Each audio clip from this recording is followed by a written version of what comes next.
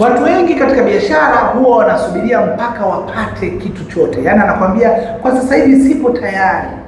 Katika biashara ambayo naifanya mimi ni biashara ambayo unaambiwa uanze na ulicho nacho, kwa sababu inawezekana wewe ukawa hauna mtaji mkubwa sana, lakini una mtaji mdogo ambao unaweza kuanza nao.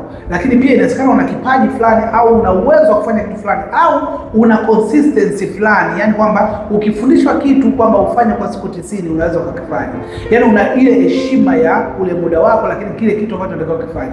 Hicho tu inatosha kabisa kufanya biashara yangu. Yani biashara ninayoifanya mimi haihitaji wewe mpaka uwe tayari kwa 100%. No, hivyo ulivyo, hicho ulicho nacho, unaweza ukaniambia kwamba kaka, niko tayari kuanza na hiki nilicho nacho, nikakupa mwongozo mzuri na jinsi gani ya kufanya, na pia ukatoboa. So ninachohitaji mimi ni utayari wako, lakini pia utayari wa kujifunza, lakini pia kufanya kitu kwa muendelezo.